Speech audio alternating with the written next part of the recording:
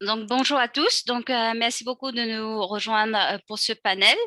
Donc, nous avons comme invité Adrien Planès de On est ensemble production, Alexandre Rideau de Kiwi Production, Anna Ballot vient de nous rejoindre de la RTI, Clélie Azopota de Canal Plus Côte d'Ivoire. Et ce panel est modéré par Fréjus Pénom, journaliste de Deutsche Welle. Donc, Fréjus, vous avez la parole. Merci Priscilla et bonjour à tous. Merci de rejoindre cette session. Durant les 45 prochaines minutes, eh bien, nous discuterons de la production audiovisuelle ou cinématographique locale en Afrique francophone et des partenariats possibles avec les acteurs extérieurs. On sait qu'ils sont de plus en plus nombreux, ces acteurs, et l'Afrique francophone, avec environ 430 disons 430 millions de consommateurs potentiels, regorge d'opportunités et l'écosystème est en plein essor. On verra tout ça tout à l'heure. Mais un constat, les moyens financiers manquent pour soutenir l'énergie productive. Les outils de mesure d'audience sont encore peu développés. La pandémie de Covid-19 n'est pas venue arranger les choses. D'ailleurs, c'est bien pour ça que nous sommes actuellement en contact sur le plan virtuel et pas en présentiel. Mais l'espoir est permis. Pourquoi l'espoir est permis et comment l'espoir est-il permis? On en discute avec nos illustres invités de ce panel que j'ai l'honneur de présenter. Priscilla a déjà fait une partie du travail. Nous avons l'honneur d'être avec Monsieur Adrien Planès. Monsieur Adrien Planès, vous êtes directeur Bonjour. général de On est ensemble production, c'est bien ça? Voilà, producteur associé sur On est ensemble production. Voilà. On est base, voilà. Toujours, on doit se présenter. Qu'est-ce que vous voulez qu'on précise Vous ou je vous pouvez laisse sur le nous tour de dire table? un mot de votre organisation, ce que vous faites en deux mots. Très bien. Non, nous sommes donc basés à Libreville au Gabon et à Abidjan en Côte d'Ivoire. On produit différents formats donc pour les chaînes du continent, les chaînes panafricaines. Voilà, du flux, de la fiction essentiellement. Merci. Merci beaucoup. Nous sommes aussi avec Madame Anna Ballot, qui est directrice de RTI Distribution. Madame Ballot, merci d'être avec nous. Est-ce que vous voulez nous dire deux petits mots de votre organisation? Ben oui, on est aujourd'hui au sein de la RTI, la plateforme qui s'occupe de distribuer les contenus produits ou coproduits par la RTI à travers un vaste réseau de partenariats à travers le monde, aussi bien auprès des chaînes de télévision que des plateformes VOD. Et ben, on s'est spécialisé dans la distribution de contenus africains, mais notamment ivoiriens et de plus en plus premium. Très bien. Merci beaucoup. Ravi d'être avec vous. Madame Clélie Azopota, vous êtes directrice des acquisitions et des coproductions de fiction A+, qui appartient, si je ne me trompe, à Canal+. Bien ça, oui, enchantée. Bonjour à tous. Donc voilà, donc je suis bien directrice des acquisitions et des coproductions de fiction des chaînes A+, et A+, Ivoire. Pour ceux qui ne le sauraient pas, donc A+, est notre chaîne, la chaîne des séries africaines disponible dans les bouquets Canal+, dans toute l'Afrique francophone. Et A+, Ivoire est notre chaîne disponible en TNT, en Côte d'Ivoire, voilà, et qui a un mix en tout cas de programmes de flux, de divertissement et de séries africaines et ivoiriennes. Très bien. Merci beaucoup. Et en dernier, Monsieur Adrien Planès, non, pardon, Monsieur Alexandre Rideau plutôt, qui est directeur général de Kivu Production. Un petit Ouais, mot? bonjour à tout le monde. Ben voilà, Kivu, production basée à Dakar et qui contribue à structurer l'écosystème de la fiction, notamment en Afrique de l'Ouest, par l'identification de talents, la formation de talents et la production de séries comme C'est la vie ou, euh, ou Sarko et Morgane. J'ai mon téléphone qui s'allume. Voilà, enchanté d'être et heureux d'être avec vous. Enchanté aussi. Alors, notre thème, je le rappelle, c'est la production locale en Afrique francophone. Quel partenariat? Mais avant d'entrer, comme on le dit, dans le vif du sujet, je propose que vous nous parliez un peu des acteurs, hein, ceux qui achètent du contenu sur le continent africain, du moins dans la zone francophone. Nous avons un panel assez équilibré. Nous avons des diffuseurs et distributeurs, mais nous avons aussi des producteurs. peut-être une question à monsieur Alexandre Rideau. Est-ce que vous pouvez nous dire un peu qui sont ceux-là qui achètent du contenu en Afrique francophone? Ah ben, ils sont parmi nous sur le panel. Donc, non, mais blague à part, nous avons plusieurs clients potentiels à l'heure actuelle sur l'Afrique de l'Ouest, des chaînes locales, publiques et privées, qui sont dans chacun des pays dans lesquels nous travaillons, surtout l'espace francophone, mais aussi il n'y a pas des murs entre l'Afrique. On essaie en tout cas de faire en sorte qu'il y en ait de moins en moins des murs, donc dans les pays anglophones et lusophones également. Il y a des chaînes panafricaines comme Canal+, le groupe Canal+, ou TV5 Monde, qui sont aussi de gros clients pour nos productions. Et puis, de plus en plus, de nouveaux acteurs arrivent ou de nouvelles manières de monétiser nos productions arrivent, dont des acteurs, bien sûr, les plateformes numériques, audiovisuelles comme Netflix ou Amazon qui commencent à s'intéresser au continent, et où, évidemment, des réseaux sociaux comme YouTube.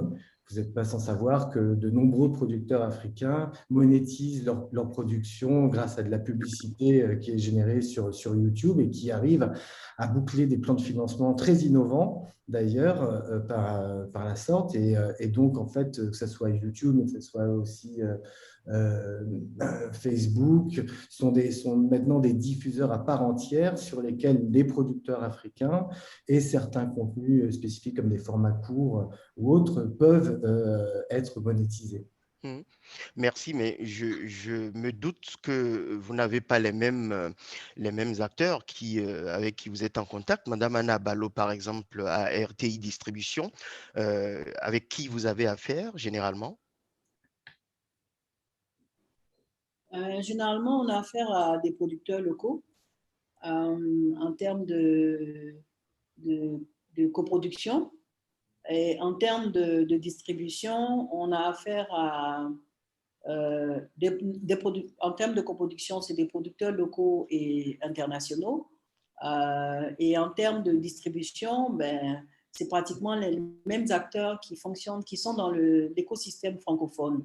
Bon, il a cité par exemple TV5 Monde, on a Canal aussi à qui on fait des propositions.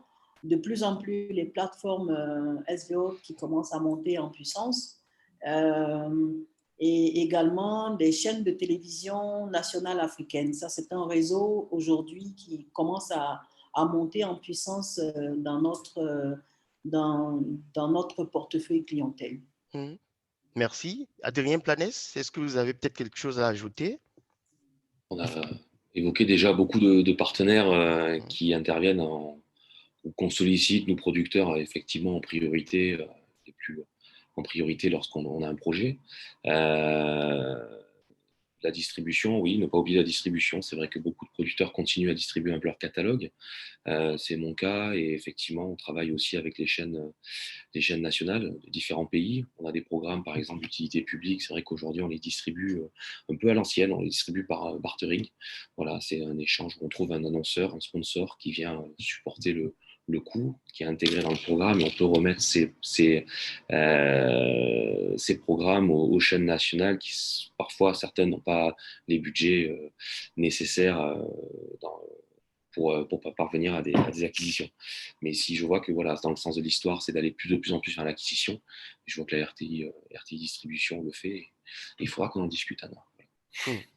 Mais merci. Je pense qu'on reviendra à l'aspect financement que vous avez un peu évoqué dans vos interventions. Mais Madame Cléry Azopota, quel contenu existe-t-il sur le marché?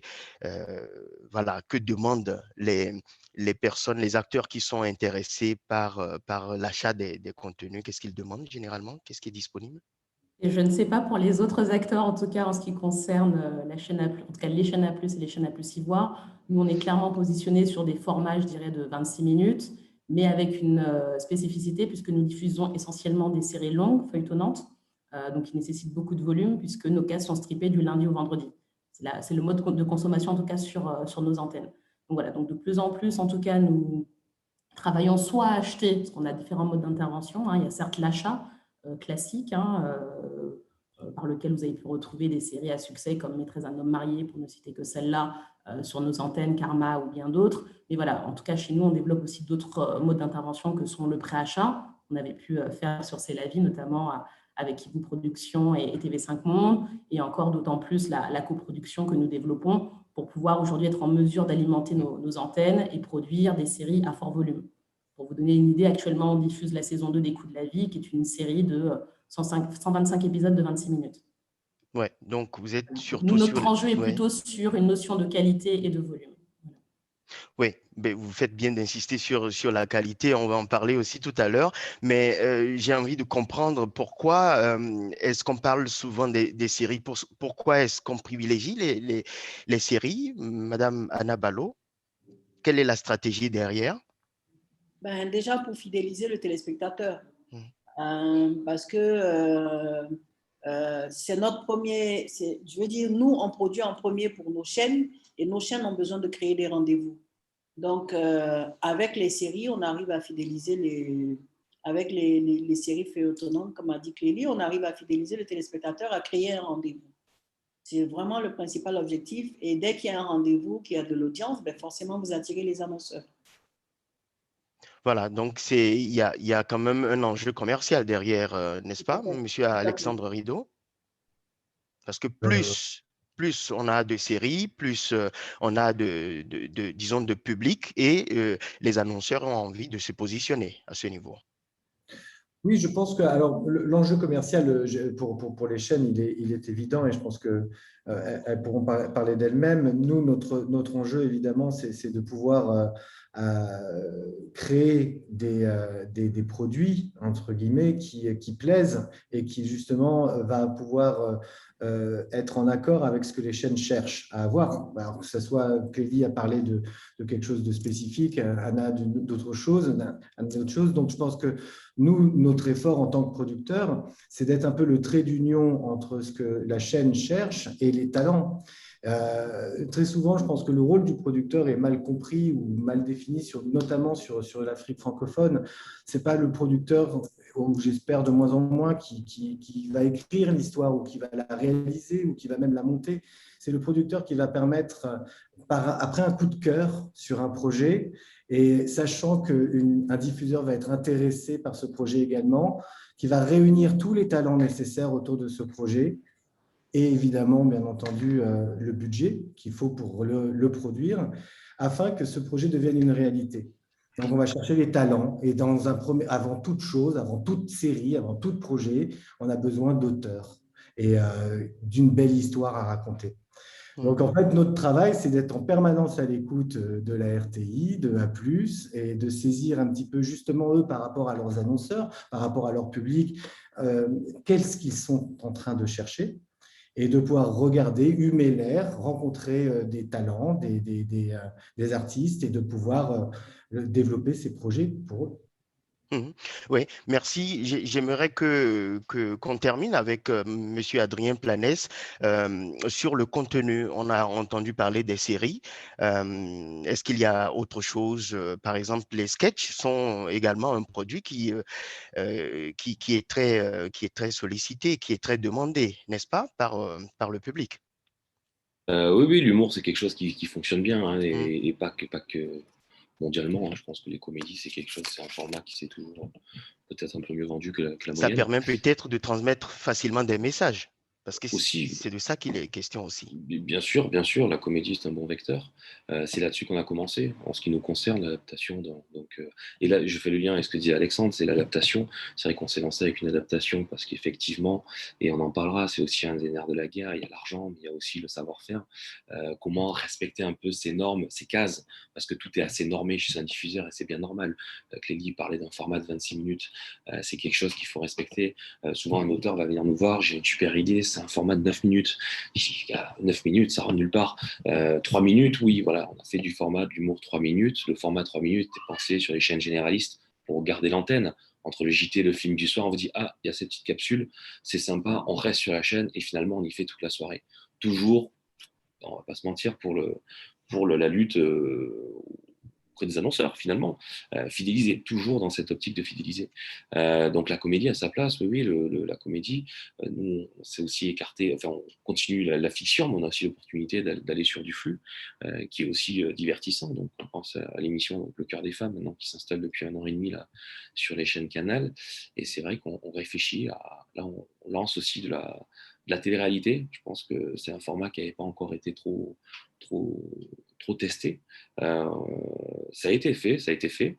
Voilà, donc un format qui a fait ses preuves dans de nombreux territoires. On a envie de tester, que l'Afrique francophone ait sa version, aura sa version, d'autant plus ça tourne autour des mariages et qui est une vraie institution ici. Voilà, bon, je peux faire la promo de mon catalogue, surtout que c'est encore en production, il faut le faire déjà, après on en parlera. Mais voilà, tous les genres commencent à arriver. C'est vrai qu'on s'éloigne simplement du sitcom qui a été précurseur, hein. Il y a eu des précurseurs qui ont fait ça parfois avec des budgets qui ne sont pas les nôtres aujourd'hui, faut le rappeler. Mais c'est vrai que voilà, du coup, l'évolution du marché, c'est aussi la diversité des genres qui viennent alimenter les chaînes. Mais est-ce que vous avez l'impression que la qualité est en train de s'améliorer? Parce qu'il y a plusieurs années en arrière, apparemment, c'était pas, voilà, il n'y avait pas beaucoup de satisfaction de ce point de vue. Plusieurs années en arrière, effectivement, il n'y avait pas les mêmes financements. Donc, il y a eu des passionnés qui ont vraiment initié des choses, et parfois cultes, hein, qui sont devenus cultes. Je pense qu'on a en Côte d'Ivoire, ici, la série Ma Famille, qui est quelque chose qui a révélé des patrons de l'humour aujourd'hui. Très grand succès. Exactement. Et puis, ça a été fait en Côte d'Ivoire. Ça a été un carton au Gabon. Pour être aussi au Gabon, on sait que ça a été, je crois que c'est la première acquisition après la RTI. C'est Gabon Télévision qui avait acheté Ma Famille. En Afrique centrale, ça avait parlé aux gens aussi. Oui, après, ce serait pas prêcher pour ma paroisse, en tout cas pour les producteurs. Est-ce qu'on monte en gamme? Oui, on trouve des solutions, parfois parce qu'on a de vrais soutiens, hein. Il y a plus d'investissement qui est fait dans ces séries-là. Je pense parce que les annonceurs viennent plus sur l'Afrique. Je pense aux chaînes publiques, mais les chaînes à péage aussi ont de plus en plus d'abonnés. Et c'est un cercle vertueux. De toute façon, les gens ont besoin de s'identifier. Et les chaînes à péage, pour aujourd'hui satisfaire les abonnés, je pense que au début, pour avoir travaillé dans une chaîne à péage, c'est vrai que les abonnements se faisaient beaucoup avec le sport. Les gens venaient surtout pour le sport, les chaînes d'infos. Ça s'y fait plus aujourd'hui. Il y a toute la famille autour de la télé. Et il faut répondre à cette exigence et donner des histoires à raconter. Et donc, c'est vrai que le marché évolue dans ce sens-là. Oui. Ben, Madame Anna Ballo, quelle est votre impression? Est-ce que vous qui êtes dans la diffusion et dans la distribution, est-ce que vous avez l'impression qu'il y a du mieux au fil des ans? Ah oui, la qualité s'améliore, hein. Je pense que déjà, c'est dû aux outils. Ils sont de plus en plus performants, au mode de diffusion où tout le monde passe en HD, et puis aussi à l'accès à d'autres types de contenus qui permettent de voir qui permettent aux producteurs, aux créatifs locaux de monter, de copier les standards qui se font ailleurs, si les outils le permettent. Et de plus en plus aussi, on voit des acteurs formés au métier du cinéma qui rentrent dans ce secteur, qui décident d'en vivre. Ça fait qu'on le ressent sur la qualité de ce que nous recevons. Et derrière, forcément, le public qui est le juge final demande de plus en plus du contenu, veut des histoires, veut de belles histoires, mais demande derrière quand même qu'il y ait une certaine perfection. Voilà, des standards de production qui fassent qu'ils se retrouvent dans ce qui est produit, que ce soit en fiction, que ce soit en flux, tout ce qui est diffusé. Voilà. Mais pour qu'il y ait cette bonne qualité, il faut sans doute l'espèce sonnante et trébuchante. Et là, on est dans l'aspect financier. Clélie Azopota, qu'est-ce que vous pouvez nous dire de ce point de vue? Pensez-vous qu'il faut injecter beaucoup d'argent pour pouvoir avoir un bon produit bien fait à la fin? Alors, je ne sais pas ce que beaucoup veut dire. Non, plus sérieusement par rapport à ça, on parle d'une industrie, hein, de la production, toute une chaîne, et sans doute qu'il y a beaucoup de... C'était juste une boutade. Par rapport à ça, je vous dirais que voilà, d'un pays à l'autre, parce que voilà, nous on travaille à la fois en Côte d'Ivoire, au Sénégal, au Burkina et dans bien d'autres pays. Voilà, les budgets de production, puisque d'un marché à l'autre, on est clairement sur des écosystèmes différents. Donc voilà, on reçoit des projets différents. Donc en fonction de ce que nous recevons des histoires, nous adaptons en tout cas nos investissements. C'est la chose importante à retenir. Donc certes, il y a des standards, comme le disait Anna, internationaux en termes de qualité d'image, de réalisation aujourd'hui à respecter. C'est important et en tout cas, nous, ça fait partie de nos critères aussi pour accompagner des projets. Mais je dirais pas que. C'est vrai que très souvent, on reçoit parfois des beaux projets bien montés, de belles histoires, d'accord, mais avec, je dirais, des surdimensionnements techniques. Vous avez une histoire en intérieur avec des images de drone ou autre. Donc voilà, donc en tout cas, nous, on rappelle souvent aux producteurs avec lesquels on travaille ou avec qui on veut collaborer qu'on veut, ce qui compte surtout et avant tout, c'est des belles histoires universelles, ancrées en tout cas dans le quotidien des gens sur le continent, d'accord, pour répondre à leurs attentes. On est vraiment là pour les accompagner à créer des marques fortes qui vont répondre aux attentes des téléspectateurs et créer de l'audience, ça c'est sûr. Et bien sûr, toujours rester dans ce, je dirais, dans ce compromis à la fois budgétaire et technique. Voilà.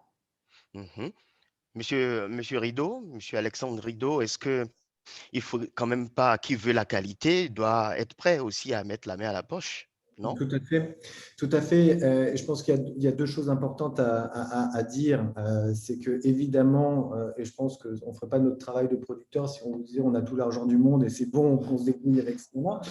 Non, bien sûr qu'il faut toujours vouloir plus, essayer d'aller chercher plus de moyens financiers. Il faut aussi, parce que notre travail, c'est toujours d'amener plus de talents, de faire des choses qui soient encore plus belles, etc., de toujours vouloir viser vers le haut. En tout cas, moi, je trouve que c'est un peu dans cette direction que l'on souhaite aller. Maintenant, ça, c'est une chose. Et bien sûr qu'il n'y a jamais assez. Mais il faut savoir aussi d'où on vient, comme le disait Adrien, il y a 10 ans. Et quel était le coût par minute sur les différentes cases de programmes, que ce soit des cases de programmes premium ou à coût maîtrisé, quels ils ont été par la suite il y a 5 ans et quel est ce coût-là aujourd'hui. Et je pense que sans être sur une courbe exponentielle telle qu'on aimerait, nous, producteurs, l'avoir, on est quand même sur une courbe ascendante claire et ferme, et où en fait il y a un marché qui est en train de se structurer et donc des moyens qui petit à petit, peut-être pas aussi rapidement qu'on le voudrait tous, mais sont en train de se mettre en place, et ils sont en train de se mettre en place au fur et à mesure où les compétences se renforcent au niveau de tous les postes techniques et artistiques des productions. Une production d'une série comme ça ou d'un programme, c'est plus d'une centaine de personnes qui interviennent. C'est une petite usine qui est montée, et à chaque usine en plus est un prototype, parce qu'il n'y a aucune production qui se ressemble, et c'est une petite usine qu'on monte sur une année, avec des scénaristes, des producteurs, des acteurs, des techniciens, des chefs d'éco, des monteurs, etc., etc., etc. Et pour chacun de ces postes, moi, ce que je retiens, c'est que par rapport à quand je suis arrivé vraiment dans ce secteur-là en 2014 et aujourd'hui, on a une montée en puissance certaine au niveau des compétences et des acteurs et actrices de chacun de ces départements. Et évidemment, au fur et à mesure qu'il y a cette montée en compétences, il y a une qualité qui vient. Et au fur et à mesure que cette qualité vient, il y aura, et il faut qu'il y ait des investissements plus conséquents. Parce qu'aussi, il faudra que ces jeunes-là, qui sont en train de se professionnaliser, puissent être, au fur et à mesure, ils vont demander à être payés, et c'est normal, à des salaires qui correspondent à leur montée en puissance professionnelle. Mais c'est intéressant tout ce que vous êtes en train d'expliquer parce qu'on voit que l'écosystème est en train vraiment d'éclore et c'est une bonne chose. On a parlé des différents contenus qui sont générés. On a parlé d'acteurs extérieurs qui s'intéressent également au marché. Mais est-ce qu'il y a une concurrence? Est-ce qu'il existe une concurrence entre vous, Madame Clélie Azopota? Par exemple, dans votre cas, si nous avons bien compris vos explications au départ, vous produisez en interne également les choses que vous diffusez. Est-ce qu'il y a une concurrence, par exemple, entre A+, et un acteur comme Amazon ou Netflix qui est en train d'arriver, mais vraiment massivement sur le marché? On est sur des systèmes de distribution différents, d'accord? Nous, aujourd'hui, on est vraiment, en tout cas, sur, là, je parle des chaînes A+, disponibles soit sur les bouquets Canal, soit en TNT, d'accord? Avec, bon, sur la partie Bouquet Canal, une offre MyCanal qui existe aujourd'hui sur l'Afrique et qui permet de voir en replay le meilleur de tous les programmes que nous proposons. Donc voilà, je dirais que ce sont deux modèles d'accès au contenu différents, d'accord. Après, par rapport à ça, oui, il y a une concurrence. Avec Anna, voilà, on se rencontre régulièrement dans ce type de panel. Aujourd'hui, en tout cas, typiquement, spécifiquement sur la Côte d'Ivoire, la TNT a permis l'émergence, en tout cas, l'apparition de nouvelles chaînes. D'accord. Aujourd'hui, on a quasiment 5-6 chaînes sur le marché, sur des thématiques et des positionnements différents. Donc, c'est d'autant plus intéressant, je pense. Ça crée une émulation au niveau de la création, quelle qu'elle soit, que ce soit sur la fiction, le flux. Et ça permet en tout cas aux sociétés de production, je laisserai Adrien, qui est basé aussi à Abidjan, vous en parlez plus. Mais voilà, ça crée une émulation, ça permet d'avoir accès aujourd'hui à plus de contenu, parce qu'on a tous des besoins avec nos cases à remplir. Et donc, d'autant plus de sociétés de production avec lesquelles nous mettons en place des collaborations. Juste une petite précision sur ce que vous disiez. Voilà, nous, on ne produit pas en interne. Voilà, ça, c'est vraiment un point important à souligner. Je vous disais, voilà, on achète soit des productions déjà faites, soit on préachète, c'est-à-dire qu'on est un petit peu plus haut dans la chaîne de valeur, ou sincèrement, on est dans la coproduction. Donc, dès, je dirais, l'élaboration du concept, soit de la série ou du programme de flux, on accompagne les producteurs. C'est important. On est vraiment là pour, je dirais, soutenir les talents africains. Et voilà, ça fait vraiment partie des axes de développement du groupe Canal+, et c'est ce qu'on fait au quotidien chez A+. D'accord, on revient à vous tout à l'heure pour nous expliquer comment ça se passe concrètement. Anna Ballo, vous pensez donc que l'arrivée de ces acteurs Netflix, Amazon, etc., que c'est une opportunité? Vous voyez ça comme une opportunité? Ben non, on le voit en termes d'opportunités. C'est vrai, quelque part, c'est une concurrence, mais bon, c'est une concurrence naturelle. Clélie l'a soulevé tout à l'heure. On ne peut pas être tout seul dans un écosystème et le faire évoluer. Si on n'est pas nombreux pour que le consommateur ou celui qui veut avoir accès à du divertissement puisse avoir le choix, il n'y a aucun intérêt. Et même tout seul, on finit par faire mourir cet écosystème-là. Donc, pour nous, c'est plus, surtout en termes de distribution, c'est une opportunité. Parce que les projets sur lesquels on se met avec des coproducteurs ou les projets qu'on développe en interne, on essaie de plus en plus de monter en puissance, en gamme, en qualité pour qu'il y ait un focus sur la RTI et que nos contenus puissent intéresser ce type de plateforme. Bien entendu, on a aussi en développement notre plateforme avec le digital. On ne va pas se mettre en concurrence frontale, mais si il y a une possibilité de partenariat, nous, on y voit, comme on dit, on n'y voit pas d'inconvénient. Donc, nous, en tant que distributeurs aujourd'hui, avec un catalogue de plus de 1200 heures, pour nous, c'est une opportunité. C'est vrai que ça ne répond peut-être pas pour le moment aux standards de ces grosses plateformes, mais à un moment donné, il faudra satisfaire aussi le téléspectateur africain. Et il n'est pas forcément qu'à la recherche de gros programmes premium. Pour entrer dans ce marché, il faudra à un moment donné avoir ce type de contenu qui raconte des histoires qui ressemblent aux Africains et qu'on veut raconter. Donc, pour du volume, en tout cas, pour nous, pour les volumes qu'on a aujourd'hui, c'est plus une opportunité que de la concurrence. Merci. Adrien Planès, est-ce que vous avez un mot à placer là-dessus concernant donc ces acteurs qui arrivent? Comment est-ce que vous les appréhendez? Oui, il y a effectivement, il y a des plateformes. Alors, je pense que Netflix notamment, Netflix, bon, les plateformes, je pense qu'avant tout, faut oublier ça va prendre un peu de temps pour moi, dans le sens où il faudrait qu'Internet déjà se démocratise. On est, voilà, pour consommer en ligne, pour la VOD. L'offre Internet est encore assez onéreuse ici. Là, j'ai une connexion qui tient, je pense. Apparemment, on n'a pas de problème. C'est quand même, voilà, je suis à 30 000 par mois, donc c'est quand on parle de 45 €. Là où, pour une connexion comme ça, on a des territoires où on paye bien moins cher. Donc, c'est vrai qu'il y a cette première barrière pour les offres VOD, pour vraiment consommer de la data toute la journée. C'est vrai que ça limite déjà. Donc, il y a cette première barrière pour ces nouveaux arrivants. Après, certains, bien sûr, ne réfléchissent pas en termes d'abonnés. Je pense notamment à Netflix qui va qui considèrent avoir une base de fans partout dans le monde et qui vont s'intéresser aux séries africaines. Donc finalement, peu importe le nombre d'abonnés qu'ils ont en Afrique, ça effectivement, oui, c'est une opportunité pour la production d'avoir ces acteurs qui s'intéressent de plus en plus au continent. Mhm. Alors, nous remercions toutes les personnes qui suivent actuellement cette session.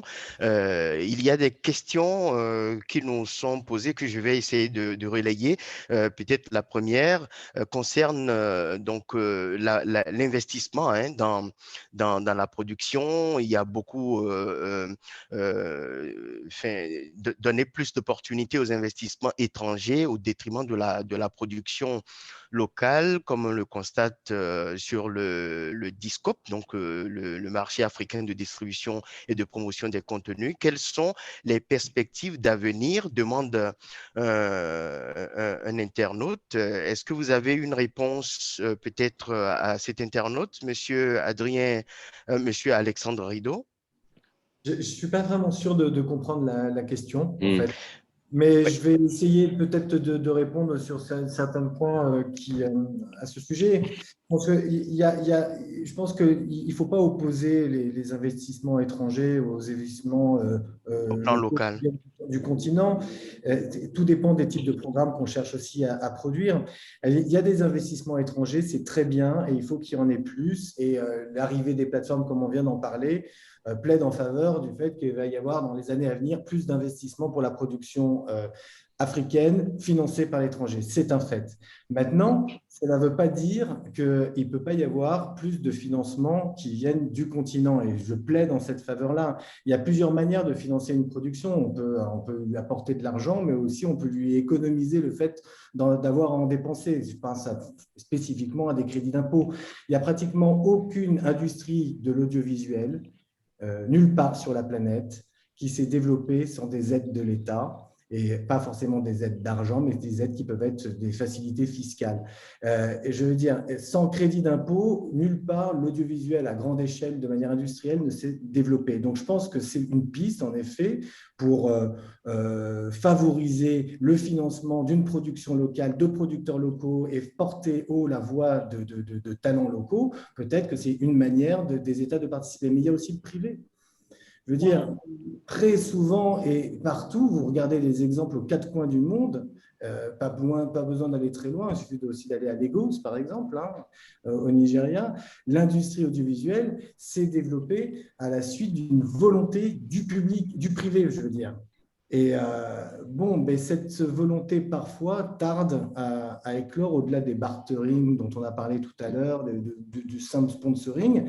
Où sont les vrais investisseurs privés, que ce soit des individus ou des banques, qui décident de soutenir ces projets de production? Parce qu'ils comprennent qu'on est dans une industrie culturelle et créative, on n'est pas dans de l'artistique pur et simple. On est là parce qu'il y a un marché. Et je pense que cette animation locale, qui doit suivre l'animation internationale, tarde à venir, mais il y a des pistes et il faut l'encourager. Je vois que Madame Anna Ballot, vous avez quelque chose à dire? Oui, c'était surtout, moi je dirais, il y a l'investissement privé, mais surtout aussi la fédération, parce que nos talents locaux aiment travailler individuellement, alors qu'il y a possibilité de se mettre ensemble sur des projets ambitieux qui ne soient pas que des projets, je veux dire, locaux, mais qui peuvent être des projets sous-régionaux. À partir du moment où on aura montré qu'on est capable de toucher un plus large marché, ben, on est en mesure d'intéresser des privés qui vont investir là-dedans. Tout à l'heure, Alexandre parlait du cas du Nigeria. Nous, on a invité la RTI à organiser une session qu'on a appelée Abidjan Film Summit en 2019, où on a invité le Nigeria pour venir présenter son modèle économique. Et il y avait la Bank of Industry qui a décidé d'investir dans ce secteur-là, qui a pris sur elle-même l'initiative de faire des études d'opportunité pour voir l'intérêt du secteur. À partir de ce moment, ils ont décidé de soutenir ce secteur et c'est ce qui se passe. Et cet argent a été pris au niveau des pétroliers qui avaient suffisamment d'argent. Pour nous aussi, effectivement, il faut qu'on puisse apprendre à présenter notre secteur comme un secteur industriel.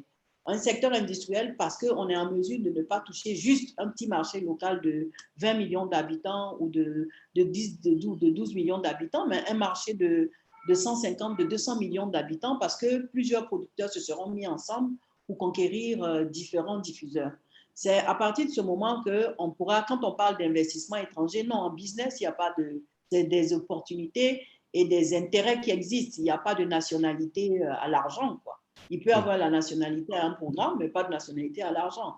Donc, c'est comment on attire justement, il ne faut pas les voir en concurrence. Non, on n'est pas en train de défendre un nationaliste quelconque ici, on est en train de défendre un business. Mais c'est comment justement ceux qui ont de l'argent ailleurs peuvent venir investir et aider cet écosystème-là à monter en puissance. Mais il faut que nous-mêmes, en interne, d'abord, on commence à se structurer. On commence à montrer qu'on ne fait pas des projets juste pour un marché local, mais qu'on veut conquérir ce marché africain aujourd'hui qui existe, qui est anglophone, qui est lusophone, qui est panafricain.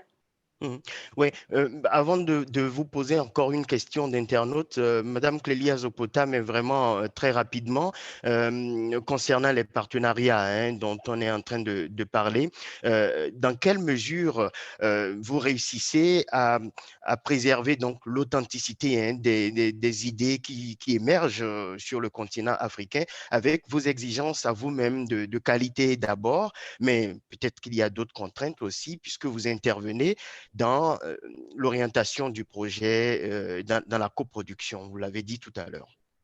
Alors, je dirais, l'idée en tout cas, c'est que les auteurs qui nous contactent, les sociétés de production qui nous font parvenir des projets, l'idée en tout cas, c'est d'avoir des projets qui conviennent à notre éditorial, à notre positionnement. Certes, on a des chartes éditoriales, chacune des chaînes en a, mais il y a des choses qui passent sur notre antenne. On a une chaîne familiale et qu'on ne peut pas se permettre de diffuser à certaines horaires. Voilà, donc il y a un certain, je dirais, cadrage, mais ça se fait en bonne intelligence avec les sociétés de production. Alexandre peut en parler. On a eu à collaborer sur C'est la vie, par exemple. Voilà, donc je dirais que c'est vraiment à ce moment-là qu'on intervient. L'idée aussi, c'est de pouvoir accompagner vraiment les sociétés de production dès le départ, dès la partie de l'écriture.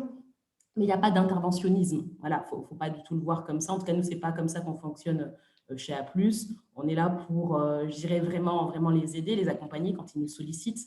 Ça peut être parfois sur des projets, typiquement sur Les coups de la vie, pour vous donner un exemple.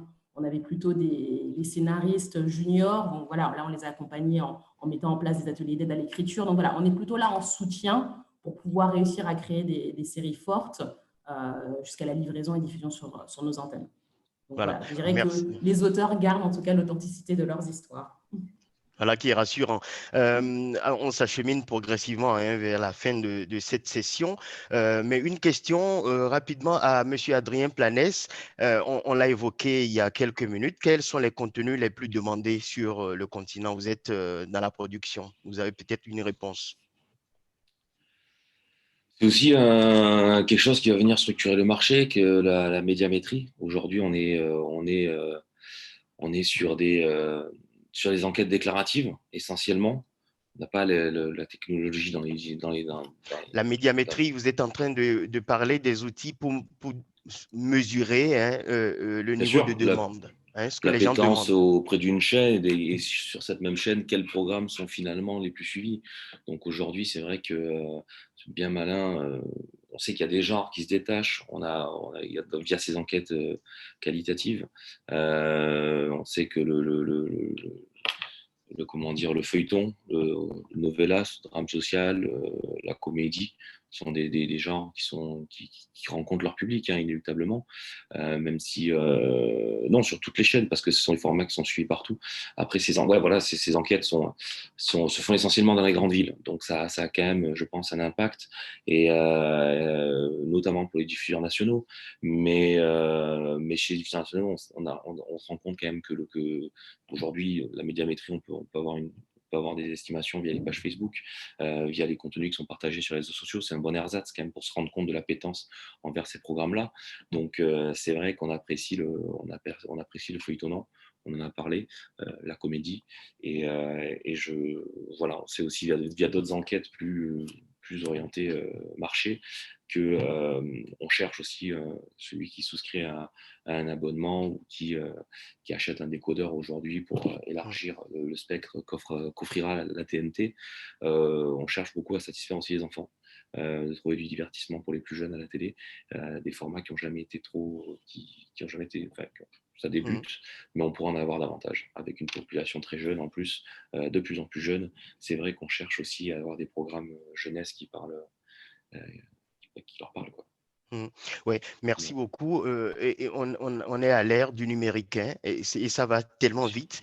Monsieur Rideau, est-ce que peut-être il y a là une opportunité dans votre secteur, le numérique, et surtout une question d'internaute, hein, les normes de migration vers le numérique sont-elles les mêmes à travers le monde? Est-ce que peut-être cet internaute veut comprendre si ça va plus vite sur le continent africain ou dans un pays plutôt que dans un autre? Une courte réponse parce que j'aimerais qu'on parle de vos projets maintenant. Après la phase Covid, vous avez sans doute des projets. Je ne saurais pas comment y répondre, d'autant plus que l'Afrique est quand même un continent qui est assez large. Il y a des Afriques, donc c'est un peu compliqué. Moi, je dirais que, la réponse et la question demande aussi une réponse sur plusieurs niveaux. Soit est-ce qu'on parle de migration vers la TNT, est-ce qu'on parle de migration de comment on produit nos contenus. C'est sûr qu'avec le numérique, on peut faire des choses assez incroyables qu'on ne pouvait pas faire avant. Donc, c'est assez large comme question. Moi, ce que je dirais, c'est que il y a eu du retard qui a peut-être été pris au début au niveau du numérique et de l'audiovisuel dans notre zone, en tout cas, qui est l'Afrique francophone, et que ce retard est en train d'être très vite rattrapé à tout niveau, que ce soit au niveau de la production comme de la diffusion. Merci beaucoup. Dernière question et en même temps un tour de table, hein. La pandémie de Covid-19 vous a empêché de faire beaucoup de choses, malheureusement. En même temps, on peut comprendre que ça donnait une marge de temps pour réfléchir à des bonnes productions. Faites-nous rêver. À quoi peut-on s'attendre pour 2021? Je commence par Madame Clélie Azopota. Parlez-nous de quelques projets de Canal+. La situation sanitaire a clairement, a été et est toujours, parce qu'elle est malheureusement toujours d'actualité, donc impacte toujours nos activités. L'année dernière, c'est vrai que beaucoup de tournages ont été arrêtés pendant des périodes assez longues, de 4 à 6 mois. Donc, il a fallu réorienter certains choix, anticiper, profiter de ces périodes-là de confinement, entre guillemets, pour passer plus de temps sur l'écriture avec les différents auteurs. Donc, voilà, on a travaillé autrement. Ça nous a permis de sécuriser des nouveaux projets que vous découvrirez sur nos antennes l'année prochaine, plutôt en 2022, qui sont actuellement en tournage, comme une série qui s'appelle Dimanche à Bamako, qui tourne autour du mariage, du coup, parce que Adrien en parlait tout à l'heure, qui sera tournée en collaboration avec Banco Prod. Et puis, ça nous a permis aussi de travailler différemment des séries qui sont actuellement à l'antenne, notamment Les Coups de la vie, qui est une collection, comme je disais, assez importante en termes de volume. Nous avons encore 3 petites minutes qu'on va essayer de partager entre… Donc, beaucoup de belles choses à découvrir sur nos antennes. Beaucoup de belles choses. Madame Anna Ballot, dites-nous un peu.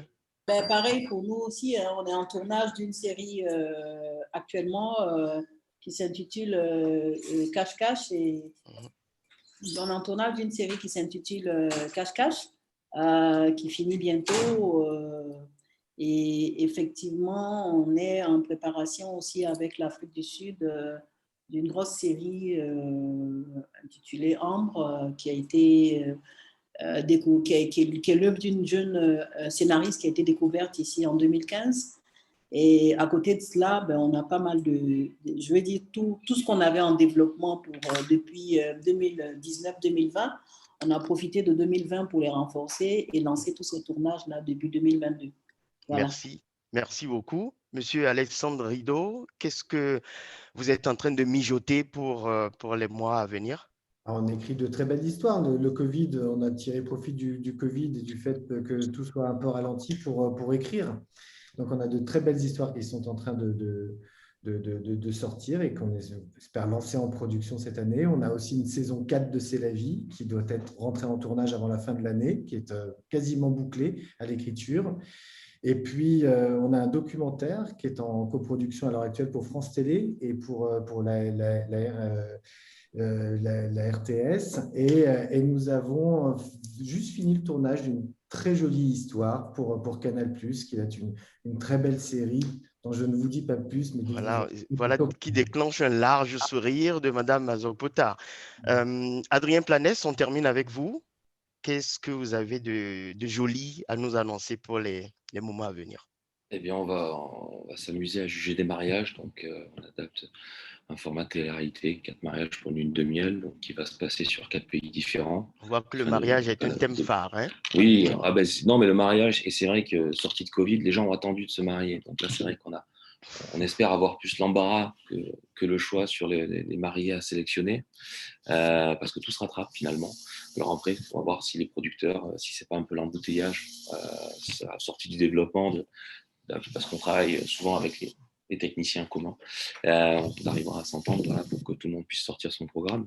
Voilà, peut-être une saison 7 et 8, une suite sur notre petite saga familiale format court pour TVA5 par un mode d'emploi, et sans doute un jeu pour Canal, et on va aller sur ce genre de format là, et surtout un grand feuilleton quotidien, toujours en développement avec Canal aussi.